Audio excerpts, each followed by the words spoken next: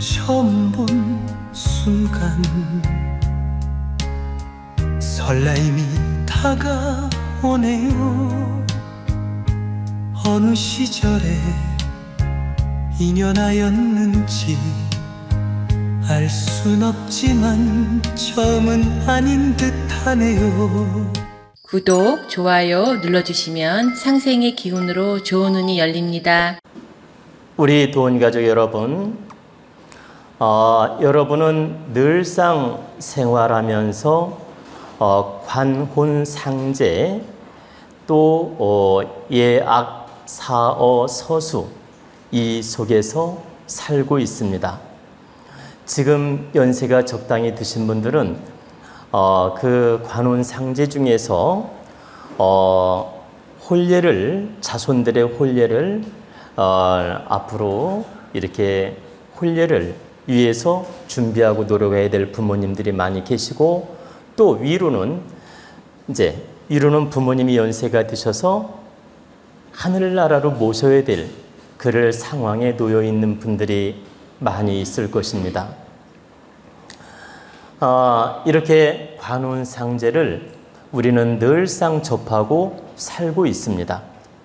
그리고 그 속에서 서로 교감을 하고 서로 정을 나누고 또 서로 부의금이나 또는 찬조금이나 부조금을 이렇게 서로 나누면서 인간의 정을 느끼고 서로 돕고 살고 있습니다. 그러면 결혼식에는 축의금이라 그러고 또 이 상가에는 부의금이라 그러죠. 그리고 또는 부조금이라고도 하고 서로가 이렇게 축의금 또 부의금 이렇게 서로 나누면서 위로도 해주고 축하도 해주고 서로 마음을 나눈다는 뜻입니다. 근데 이 관혼상제에 대해서 정확히 아는 분들이 드뭅니다. 또 안다 하더라도 그냥 환경에 의해서 대충 넘어가는 분도 많습니다. 편리 위주로. 그러니까 아무리 옛날처럼 3년상도 안 하고 49제도 안 지내고 이렇게 편리 위주로 환경에 따라 부모님 돌아가셨을 때 이렇게 예의를 갖춘다 하더라도 우리가 최소한의 기본 도리라는 건 있다라는 겁니다. 그래서 여러분들이 그런 기본 도리를 알고 지키는 분도 있고 몰라서 못 지키는 분도 있고 알면서도 안 지키는 분도 있습니다. 그래서 제가 오늘 그 관혼상제에 대한 이야기를 간략하게 좀 정리를 해드리고자 합니다. 특강으로서. 이게 무거운 얘기도 될 수 있고 가벼운 얘기도 될 수 있고 우리한테 꼭 필요한 얘기라서 해드리고자 하는 것입니다. 아시겠죠? 그러면 관혼상제가 있는데 여러분 그 관이라는 것은 우리가 만 20세가 넘으면 이렇게 옛날에는 그 머리를 길게 따았다가 상투를 합니다. 그리고 저처럼 이렇게 의관, 관을 쓰는 거예요. 그러면 요즘에는 상투하고 갓쓰고 이렇게 머리 올리는 경우가 없기 때문에 이것은 자연스럽게 설명을 굳이 안 해도 여러분이 알 것입니다. 그런데 요즘 관리법은 여러분이 현대적으로 또 이해할 필요가 있습니다. 옛날 갓쓰는 시대가 아니기 때문에 옛날 개념으로 이 관에 대해서 이해하면 안 되고 현대판으로 여러분들이 좀 이해할 필요가 있습니다. 그러면 관혼상제가 있는데 관부터 설명을 하면 갓을 썼다는 건 어른이 됐다는 뜻이며 성인이 됐다는 뜻입니다. 그리고 만 21세, 우리나라 나이로 21세, 그리고 만 20세, 우리나라 조선 나이로 21세, 만 20세가 딱 넘으면 성인이 된 것이며 어른이 됐다고 보는 겁니다. 그리고 옛날부터 장가를 가더라도 독립할 수 있는 나이가 됐다. 가정을 이끌 나이가 됐다. 독립적으로 자기 인생을 책임질 나이가 됐다. 이런 개념으로 받아들이면 됩니다. 그래서 관혼상제 중에서 관은 남자든 여자든 만 20세가 넘으면 나는 상관의 나이가 됐으며 가장의 나이가 됐으며 내 인생을 책임질 나이가 됐으니 부모의 도움을 받더라도 이걸 당연하게 받으면 안 되며 한편으로 부끄럽게 여겨야 됩니다. 이걸 당연한 도움이라고 생각하면 안 되고 나는 내 독립적으로 인생을 설계하고 살아야 되는데 현재 환경이 그러하지 못하고 또 대학도 공부하고 또 한참 공부할 나이라서 부모님 지원을 받고 있으나 이건 너무나 당연한 게 아니고 내가 부모님한테 크게 혜택을 받고 있는 것이며 한편으로는 부끄러운 일이다. 이런 책임감을 가지고 우리 젊은이들은 받아들여야 된다는 뜻입니다. 내가 상관의 나이가 됐는데도 부모님한테 의존하고 의탁하고 공부를 하고 있으니 너무나 감사한 일이며 부모의 은혜를 꼭 갚아야 된다는 의식을 가져야 되며 이건 당연한 일이 아니라 추가 혜택을 입고 있는 일이다. 내가 당연하게 누리는 게 아니라 정말 부모님한테 깊은 은혜를 받고 있는 것이다.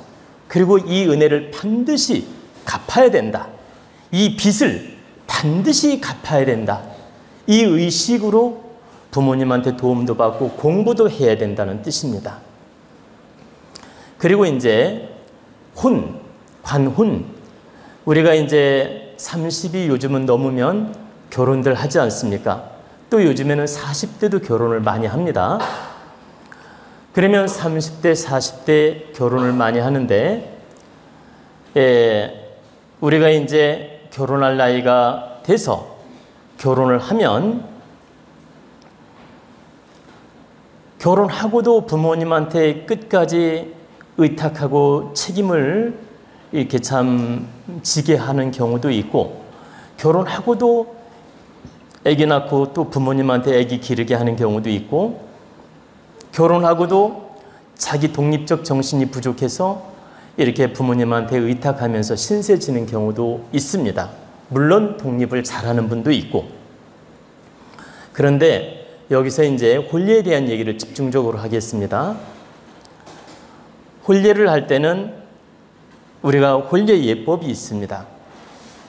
요즘 현대판으로 설명을 드리면 서로 연애를 하든 중매를 하든 사귀다가 결혼을 하기로 마음을 먹으면 결혼 전에 우리가 상견례라는 걸 하죠. 그리고 상견례를 할 때 서로가 마음 또 환경 서로가 친견을 하면서 그러니까 마음과 환경과 서로의 어떤 입장을 서로 들으면서 이렇게 교감을 합니다. 인사를 나누고 이제 교감을 하는 과정에서 상대한테 예의를 잘 지켜서 참 기분 좋게 상견례를 나누는 분들이 있고 이렇게 상견례 자리에서 딸 자랑하고 아들 자랑하면서 상대를 불쾌하게 하는 경우가 있습니다. 근데 여러분이 꼭 알아둬야 될 건 상견례를 할 때 내가 아들 집안이라면 아들 자랑하는 게 절대 아니며 내가 딸 집안의 부모라면 딸 자랑하는 게 절대 아닙니다. 여러분이 그 상견례 자리에서 은근히 자기 자식 자랑하는 경우가 있어요. 이것은 매우 예의에 어긋난 것이며 불쾌한 일이다. 그래서 여러분들이 앞으로 자녀 결혼시킬 때 상견례를 하게 되면 아들 입장이라면 어떻게 말을 해야 될까요? 지금 일일이 다 설명은 못하지만 기본만 제가 말씀드릴 겁니다. 아들 입장이라면 우리 아들이 성장하여 이렇게 30대가 되었고 결혼을 하게 되었습니다. 이렇게 잘 갖추어진 딸을 우리 집안에 보내주시고 며느리로 삼게 이렇게 도와주심에 감사드립니다. 우리 아들이 많이 부족하고 여러 가지 참 가르침도 부족하고 여러 가지 부족함은 있겠지만 훌륭한 따님이 이렇게 내조를 잘해 주어서 앞으로 함께 성장하고 살 수 있도록 도와주심에 감사를 느낍니다. 우리 아들이 따님과 참 호흡을 맞추고 서로 상생의 기운으로 인생을 바르게 열어갈 수 있도록 부모로서 미력 하나마 최선을 다하겠습니다. 이렇게 인사를 나누는 겁니다. 그리고 딸 집안이라면 어떻게 해야 될까요? 딸을 오늘날까지 키우면서 바르게 키우려고 노력은 했지만 여러 가지 미비함이 많이 있고 부족함이 많이 있습니다. 그러니까 시부모님께서 부족함을 잘 가르쳐 주시고 이 부족함을 잘 아리켜서 바르게 인생을 열어갈 수 있도록 인도해 주시고 또 좀 여러 가지로 미비함이 있더라도 품어주시고 도와주시기를 부탁드립니다. 저는 딸의 시집 가는 순간 예를 들어 김씨라면 김씨 집안의 자손이라고 생각합니다. 예를 들어 제가 이씨인데 김씨를 시집을 보내요. 이제 그러면 제 딸은 김씨를 시집을 보내는 순간 김씨 가문의 자손이라고 생각합니다. 그러니 이 친자식으로 품어주시고 이렇게 잘 인도해달라고 또 잘 가르쳐 주시라고 이렇게 인사말을 나누는 겁니다. 이게 기본 도리고 예의예요. 근데 은근히 우리 딸은 어느 대학 나왔고 우리 아들은 어느 대학 나왔고 그러면서 이러쿵 저러쿵 이렇게 자랑질하는 모습을 보이면 절대 안 된다는 뜻입니다. 이게 기본 예의다. 그리고 이제 인사 나누고 결혼 날을 잡고 혼수품을 나누게 될 때 혼수품 나누다가 결혼이 깨지는 경우도 많습니다. 그게 왜 그러냐면 입장 차이도 있고 상대 배려심이 부족해서 그 혼례품 주고받다가 깨지는 경우도 많아요. 별거 아닌 걸로. 그래서 혼례품을 나눌 때 항상 내 입장으로 생각하지 말고 상대 입장으로 생각하고 배려하는 마음으로 노력해야 됩니다. 그러면 여러분 있는 집이 더 노력해야 될까요? 없는 집이 더 노력해야 될까요? 맞습니다. 있는 집은 없는 집 입장을 배려해주고 맞춰줘야 됩니다. 자기 집안이 좀 있다고 해서 돈이 있든 능력이 있든 있다고 해서 잘난 척하고 자기 기준에 맞추려고 하면 안 됩니다. 가령 남자 집안이 막 돈도 많고 능력이 있어. 근데 여자 집안은 형편이 어려워. 그런데 A급 호텔에서 우리 결혼합시다. 결혼식 비용이 한 1억 드는데 막 잘난 척하면서 뭐 우리가 부담할 테니 아니면 여기서 하잔다든가 또는 우리가 한 70% 부담할 테니 30%만 부담하라 한다든가 이러면서 A급 결혼식장을 택하자. 상대는 엄청 부담스러운데 내 입장으로. 그러면서 이렇게 잘난 척하면서 자기 입장으로 주도적으로 이끌어가고자 하는 그런 사둔댁들이 있습니다. 이게 매우 어리석고 잘못된 것이다. 만약에 그 여자 집이 형편이 좀 부족하고 어려울 때는 그 집안을 살펴서 의견을 묻는 겁니다. 우리 집안은 어떤 선택을 해도 사둔댁을 따라 드릴 것이니 부담 갖지 말고 그 간소하게 해도 좋고 또 형편대로 선택해도 좋으니 사둔댁 의견을 참초는 충분히 반영하고 따를 터이니 부담 갖지 말고 말씀을 해 주십시오. 이렇게 요청을 하는 겁니다. 그러면 그 여자 집이 만약에 어렵다면 그 어려움에 맞추어서 또 의견을 제시할 거 아닙니까? 그러면 나는 충분히 더 좋고 화려한 결혼식을 할 수 있어도 그 사돈댁 입장을 충분히 맞춰주고 배려하는 마음으로 준비를 하는 것입니다. 예를 들어서 나는 형편이 1억을 들여서 결혼할 수 있어. 근데 처갓집 그 사돈댁을 보니까 한 1,000만 원이나 3,000만 원 들여서 결혼식을 해야 될 입장이야. 그러면 내 성에 안 차더라도 그 입장을 고려해서 맞춰주는 노력을 하는 겁니다. 이게 복을 받는 자세예요. 그래서 절대 결혼식을 할 때 있는 집 기준으로 모든 걸 맞춰 나가는 건 옳지 않다. 항상 나보다 부족한 집을 먼저 기준을 두어서 협조하고 맞춰 나가는 게 혼례법의 기준이란 뜻입니다. 다만 이런 경우는 있을 수 있어요. 남자 집안이 재벌 집안이야. 막 갑부 집안이야. 그래가지고 처갓집은 1%도 부담을 안 주고 이렇게 남자 집안에서 모든 걸 100% 주도적으로 다 이끌어가면서 사돈댁에 이 양해를 구하는 거예요. 우리 아시다시피 우리 집안은 이러이러한 집안이니까 우리가 모든 걸 100% 부담해서 다 일처리를 할 터이니 사돈댁께서는 전혀 부담 갖지 말고 그냥 그 자리를 빛내주시는 걸로 감사하겠습니다.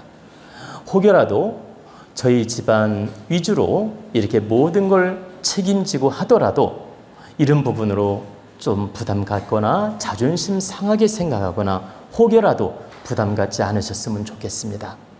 조심스럽게 양해를 구하고 남자 집안에서 100% 하는 건 괜찮아요. 근데 화려한 결혼식을 하면서 처갓집에 부담을 주면 안 된다 이 뜻입니다. 제 얘기는. 100% 모든 걸 있는 집에서 다 책임을 지는 거예요. 그리고 사돈댁에 양해를 구하는 거예요. 그때는 괜찮다. 근데 어중간하게 능력 있다고 이렇게 잘난 척하면서 상대 집안에 부담을 주는 건 옳지 않다는 뜻입니다. 이 입장이 반대라도 마찬가지다. 여자 집안이 잘 살고 능력이 있고 부자야. 그리고 남자 집안은 형편이 어려워. 역시 이때도 방법은 똑같다. 그리고 이제 항상 결혼을 시켰을 때 사돈댁에 남자 집안이든 여자 집안이든 서로 겸손하게 존중해주는 마음으로 예우를 갖추어서 대하고 말 한마디를 하더라도 예우를 갖추어서 하고 상대 무시하는 절대 말은 하면 안 되는 것입니다. 절대 며느리 앞에 놓고 너의 집안이 어떻고 너의 부모님이 어떻고 너의 환경이 어떻고 이런 이야기를 꺼내는 그 시부모가 있다면 매우 어리석은 것이다. 이건 아들을 불행하게끔 만드는 지름길이다. 그리고 여자 집에서도 여자 집안이 좀 잘났어. 능력도 있어. 환경이 좋아. 그렇다는 이유로 사위 앉혀놓고 너의 집안이 어떻고 부모님이 어떻고 집안이 어떻고 가문이 어떻고 이런 말을 만약에 처갓집에서 한다면 이 처갓집 또한 딸을 불행하게 인도하는 첩경이다. 딸을 행복하게 하는 게 아니라 딸을 불행의 굴 속으로 집어넣는 거란 뜻입니다. 만약에 그런 태도를 보이면서 사위 앉혀놓고 자존심 상하는 말을 한다면 이것은 둘의 행복을 추구하는 게 아니고 그 자녀, 사위, 딸, 또 아들, 며느리 이 자손들을 행복하게 도와주는 게 아니라 불행 속으로 집어넣는 거란 뜻입니다.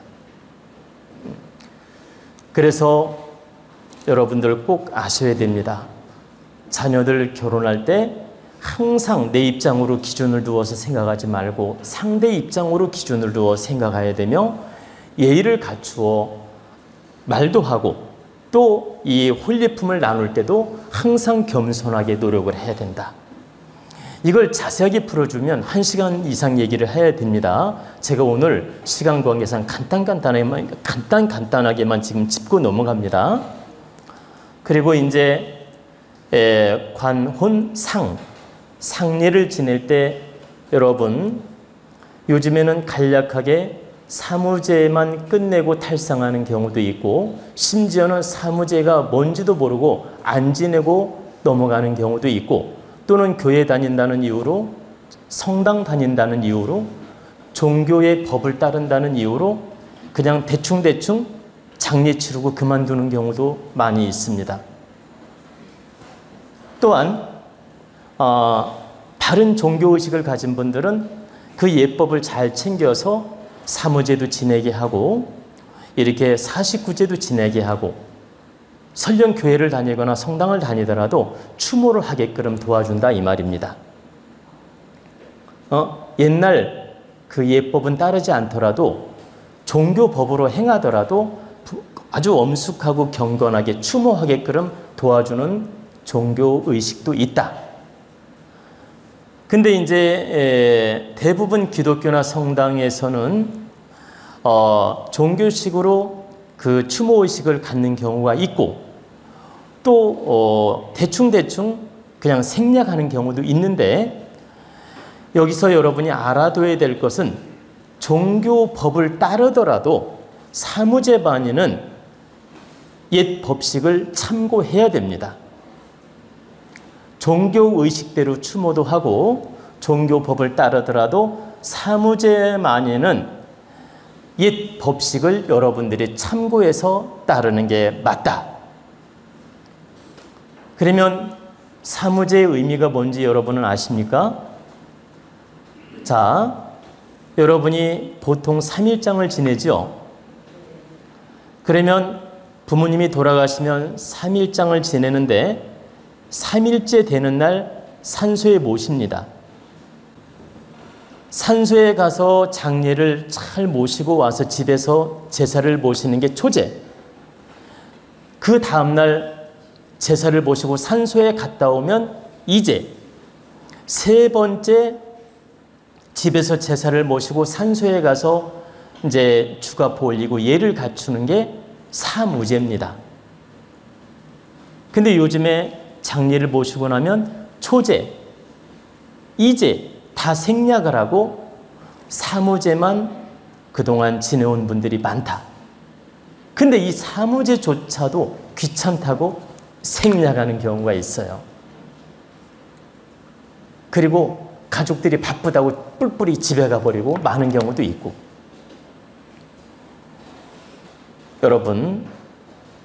여러분을 부모님이 낳아서 길러줄 때 진자리 마른 자리 다 마다하지 않고 길러주고 오늘날까지 살게 도와주신 분들이 바로 부모님입니다.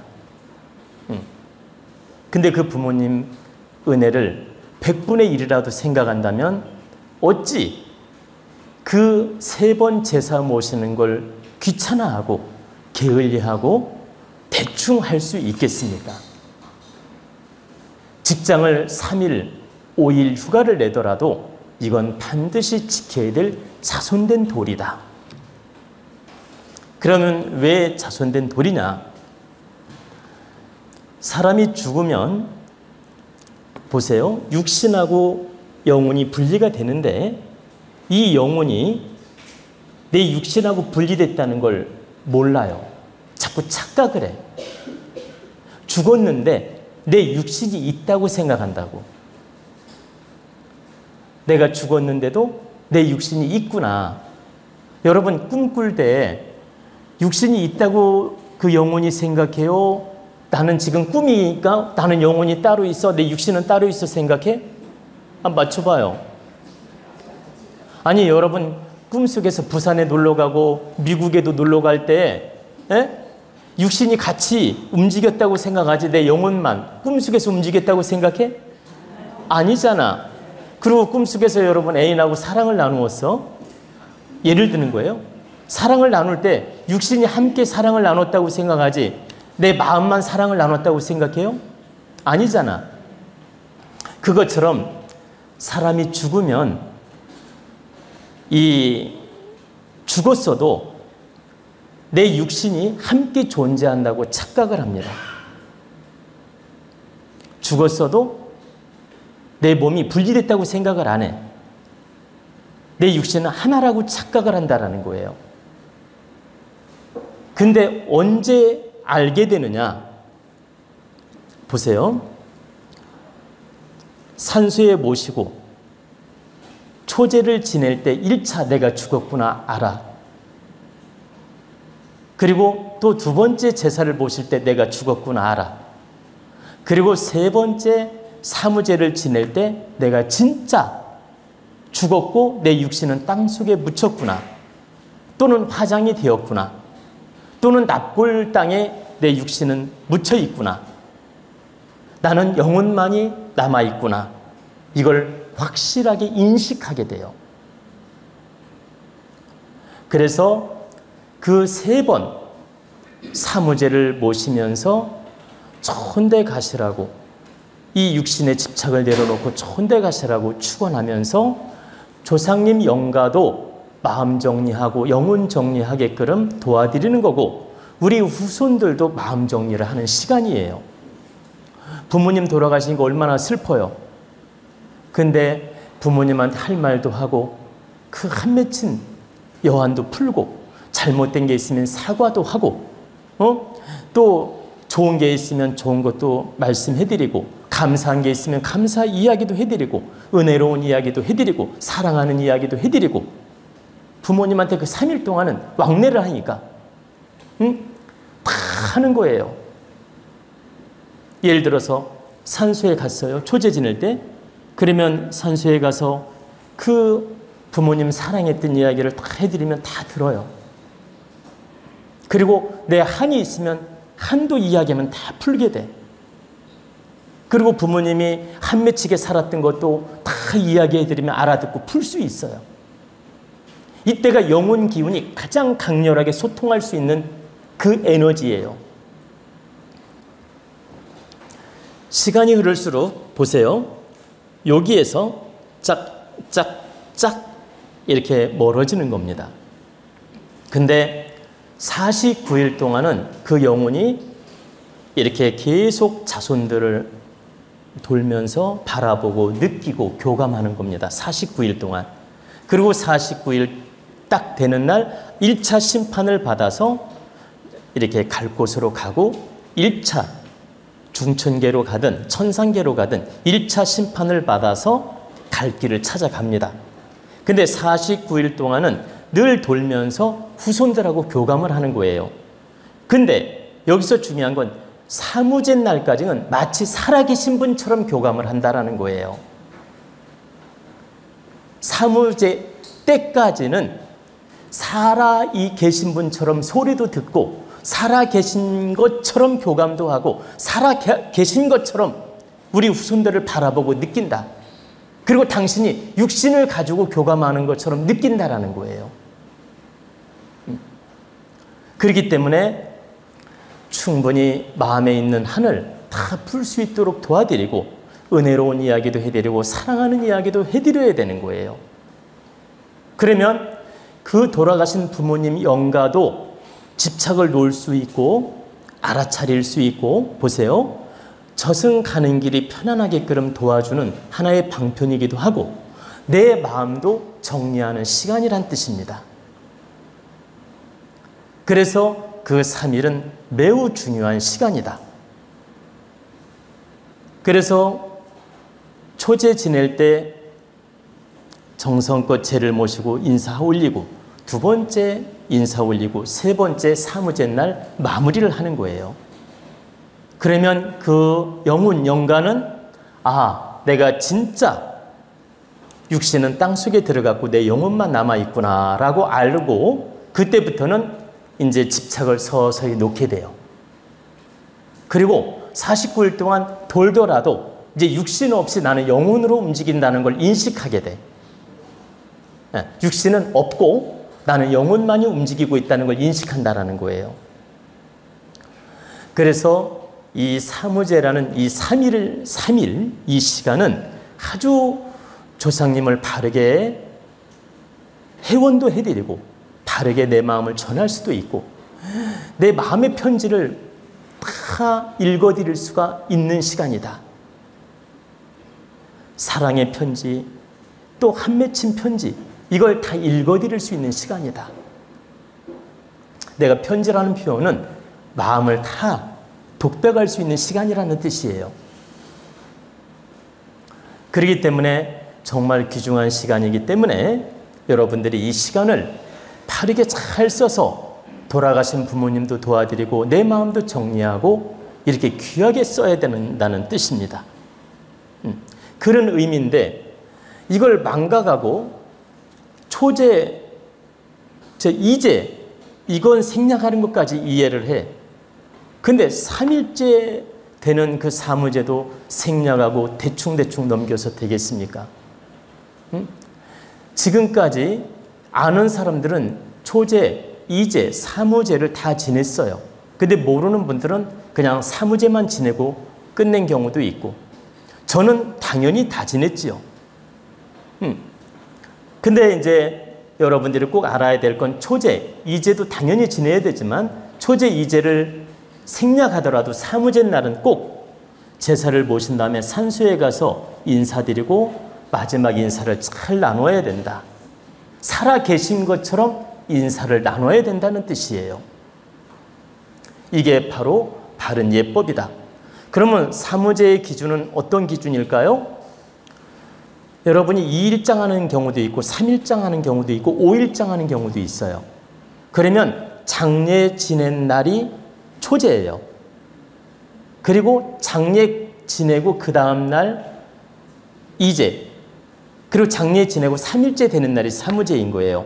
그러면 2일장을 치루었어도 그 장례 지난 날부터 기준을 두어서 초제, 이제, 사무제가 되는 겁니다. 5일장을 지내면 5일장 지낸 날부터 초제, 이제, 사무제가 되는 거예요. 그럼 7일이 되죠. 7일째 되는 날이 사무제가 되는 거예요. 5일장을 지냈어요. 그러면 5일장 지냈으면 요 날부터 하루, 이틀, 3일을 하니까 7일째 되는 날이 사무제 날이라는 거예요. 이해가 됐죠? 그럼 2일장을 지내면 2일 그날부터 3일을 계산해서 3일째 되는 날이 사무제다. 이걸 착각해가지고 3일장에다 5일 만에 끝난다해서 3오제로 아는 분도 있어요. 그게 아니에요. 3오제가 아니라 3우제. 3은 숫자를 말한 거고 우자는 돌아가신 분을 위해 제를 모시는 걸 우자를 쓰는 거예요. 그리고 제자는 말 그대로 제사 제자고. 그래서 여러분이 이런 걸 확실하게 알아두고 부모님이 돌아가셨을 때 사무제만이는 정성껏 집에서 제를 모시고 산소에 가서 예를 갖추는 것이다. 산소가 없고 납골 땅이면 납골 땅에 가서 예를 갖추면 돼요. 이게 바로 예법이란 뜻입니다. 근데 여러분이 이런 이치도 모르고 그냥 형제간에 바쁘다는 이유로, 귀찮다는 이유로 또는 종교를 핑계를 대서 대충대충 넘기고 이렇게 그 부모님 은혜를 망각하고 이렇게 바쁘다는 이유로 핑계를 대면서 예법을 잃어버리는 경우가 많이 있습니다. 절대 이것은 불효이다. 그리고 인간으로서 도리가 아니다. 여러분, 직장이 아무리 바빠도 내 할 도리를 바르게 하면 그 사람은 직장 생활을 잘하게 되며 조상신이 돕게 되며 대자연이 돕게 되며 하늘이 돕게 되어서 지금 3일 시간 낸 것 이상으로 10배, 100배 도움을 줍니다.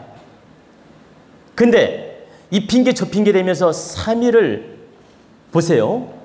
예법도 모르고 3일도 지키지 않고 이렇게 예의를 망각한 채로 불효하는 마음으로 대충대충 넘기면 대충 넘긴 것만큼 시험지를 겪게 됩니다.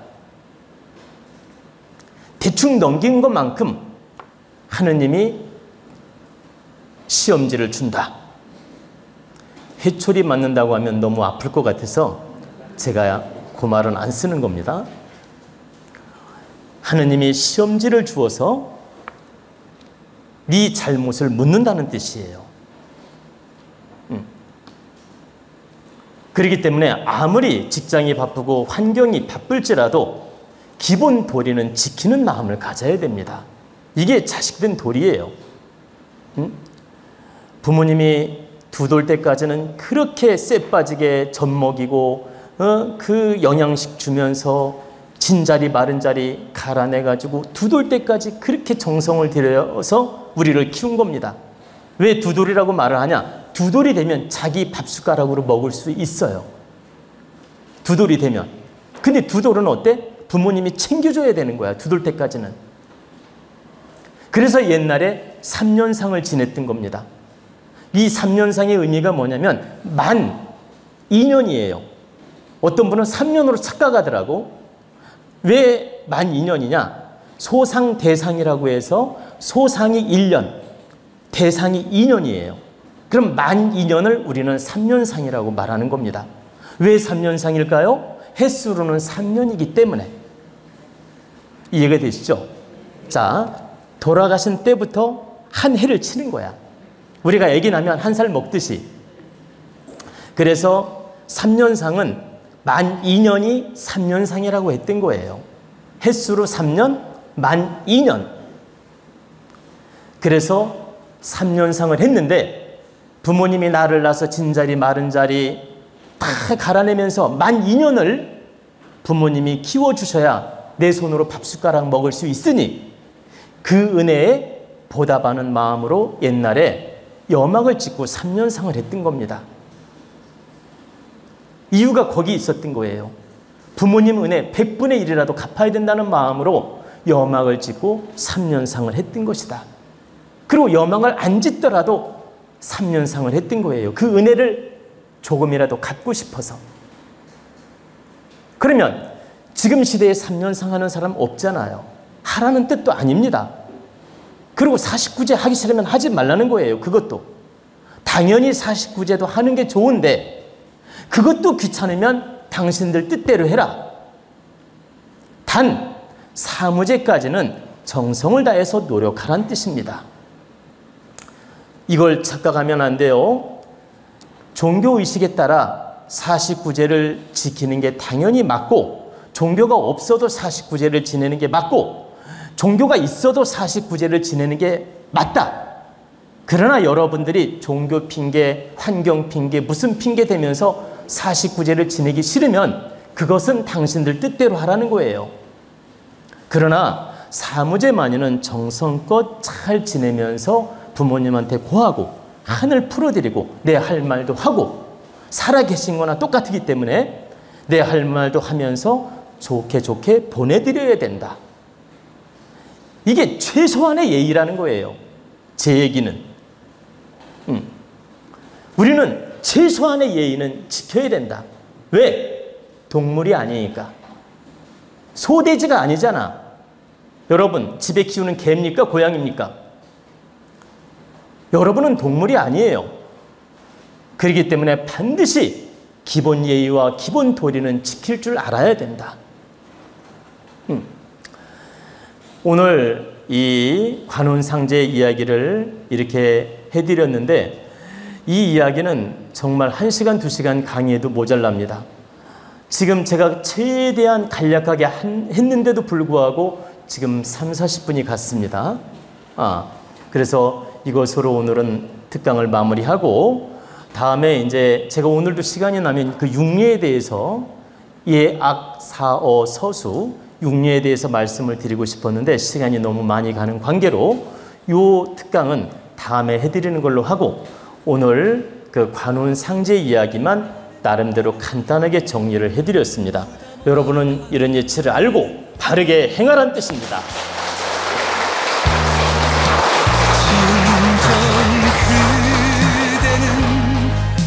구독, 좋아요 눌러주시면 상생의 기운으로 좋은 운이 열립니다. 자운 스승님과 친견 상담 예약을 받습니다. 인생의 다양한 궁금증을 속 시원하게, 바르게, 깊이 있게 상담해 드립니다. 여러분의 건강과 행복을 기원합니다.